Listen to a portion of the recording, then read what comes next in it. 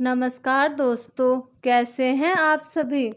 आइए आज हम श्रावण मास में होने वाले सोमवार के व्रत की कथा सुनते हैं। श्रावण मास सोमवार व्रत कथा। तो चलिए इस कथा की शुरुआत करते हैं। श्रावण सोमवार की कथा के अनुसार अमरपुर नगर में एक धनी व्यापारी रहता था। दूर दूर तक उसका व्यापार फैला हुआ था। नगर में उस व्यापारी का सभी लोग मान सम्मान करते थे।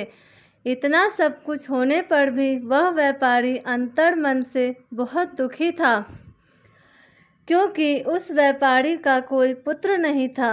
दिन रात उसे एक ही चिंता सताती रहती थी, उसकी मृत्यु के बाद उसके इतने बड़े व्यापार और धन संपत्ति को कौन संभालेगा।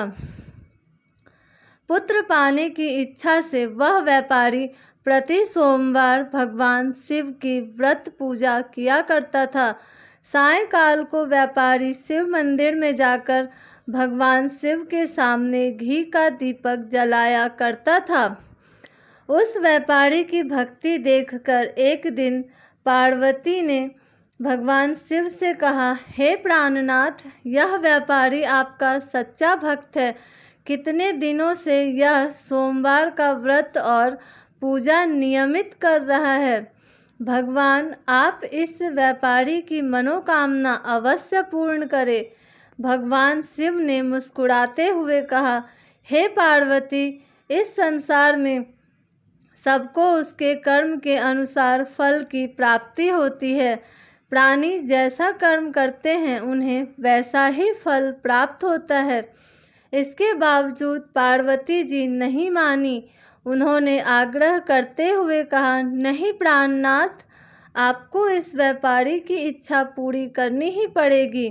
यह आपका अनन्य भक्त है, प्रति सोमवार आपका विधिवत पूजन व्रत करता है और पूजा अर्चना के बाद आपको भोग लगाकर एक समय भोजन ग्रहण करता है। आपको इसे पुत्र प्राप्ति का वरदान देना ही होगा। पार्वती का इतना आग्रह देखकर भगवान शिव ने कहा, तुम्हारे आग्रह पर मैं इस व्यापारी को पुत्र प्राप्ति का वरदान देता हूँ, लेकिन इसका पुत्र 16 वर्ष से अधिक जीवित नहीं रहेगा। भगवान के वरदान से व्यापारी को खुशी तो हुई, लेकिन पुत्र की अल्पायु की चिंता ने उस खुशी को नष्ट कर दिया। व्यापारी पहले की तरह सोमवार का विधिवत व्रत करता रहा। कुछ महीने पश्चात उसके घर अति सुंदर पुत्र उत्पन्न हुआ। पुत्र जन्म से व्यापारी के घर में खुशियां भर गई। बहुत धूमधाम से पुत्र जन्म का समारोह मनाया गया।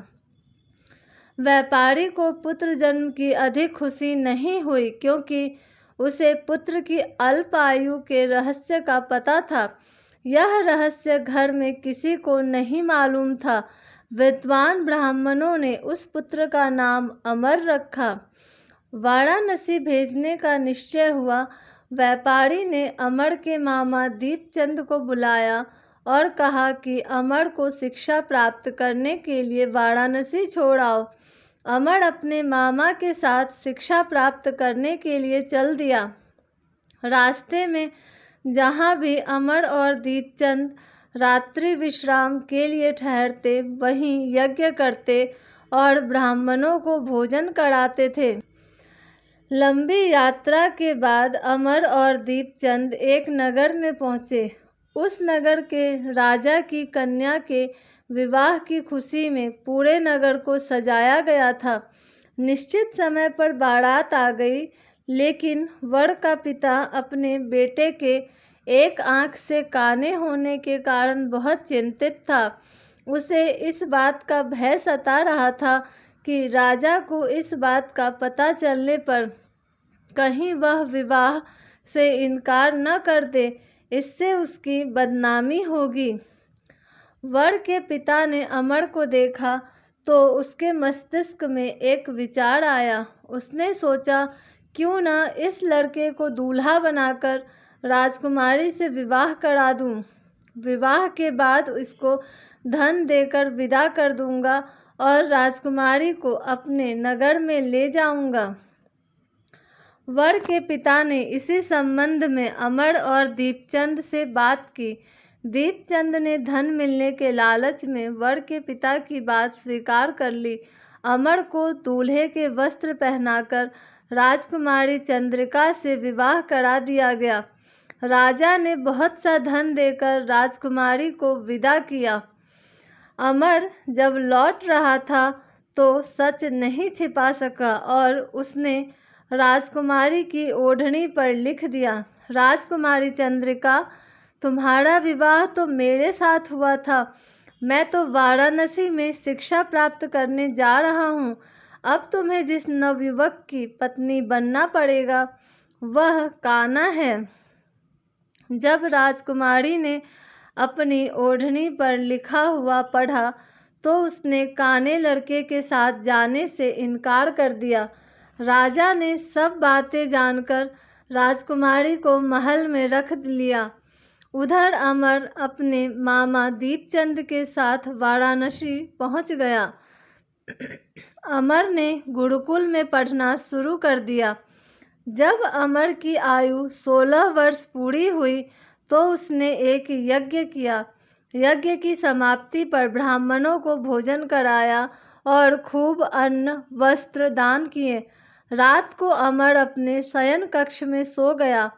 शिव के वरदान के अनुसार शयनावस्था में ही अमर के प्राण पखेरु उड़ गए। सूर्योदय पर मामा अमर को मृत देखकर रोने पीटने लगा। आसपास के लोग भी एकत्र होकर दुख प्रकट करने लगे।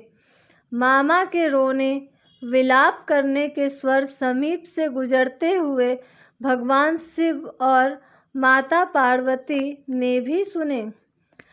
पार्वती जी ने भगवान से कहा, प्राणनाथ, मुझे इसके रोने के स्वर सहन नहीं हो रहे।